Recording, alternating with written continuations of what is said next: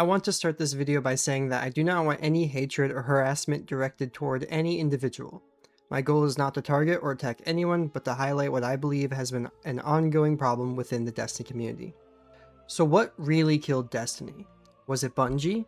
Was it Pete Parsons? Was it Marathon? Many people will point to one of those answers, or perhaps a combination of all three. But I want to shine a light on what I believe ultimately drove the final nail into the coffin. For years, I've watched members of the Destiny community complain, argue, belittle, harass, threaten, and endlessly doom post about the game. This behavior becomes especially noticeable during the era of the Destiny Content Vault and continued long after many of those controversial decisions were reversed or abandoned. Now, don't misunderstand me.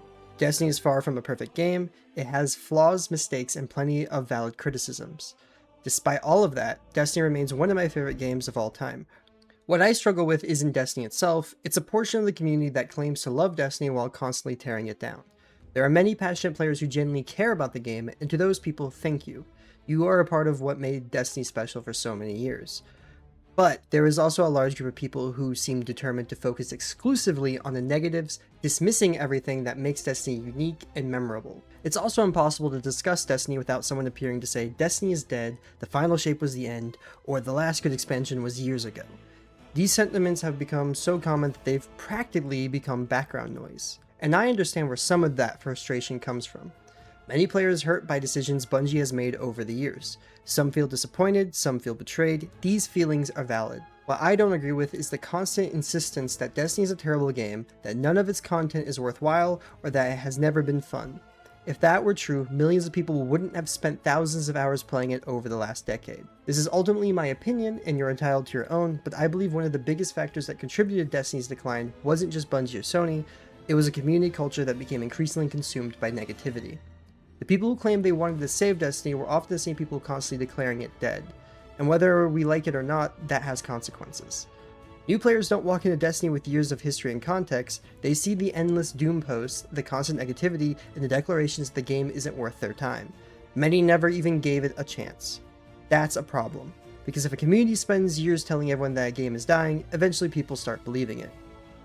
As long as the Destiny 2 servers stay online, I am not going to consider Destiny 2 dead. Destiny is currently in a hiatus until Bungie has the resources and time to actually continue the Destiny saga, either with Destiny 2 or with a Destiny 3 or some spin-off game.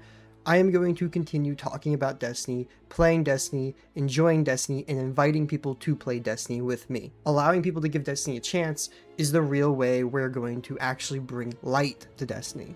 Destiny isn't dead because of one decision, one expansion, one executive, or one game. Destiny is where it is today because of years of choices, successes, failures, triumphs, disappointments, and the community that grew around it.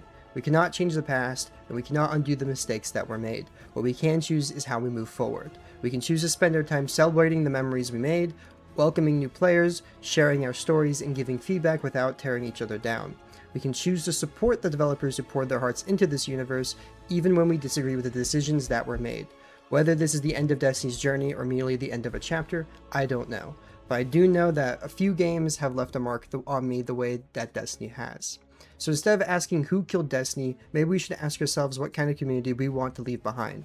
Because a game's legacy is not defined solely by its developers, it's defined by the people who played it, the friendships it created, the stories it inspired, and the memories that remain long after the final mission is complete.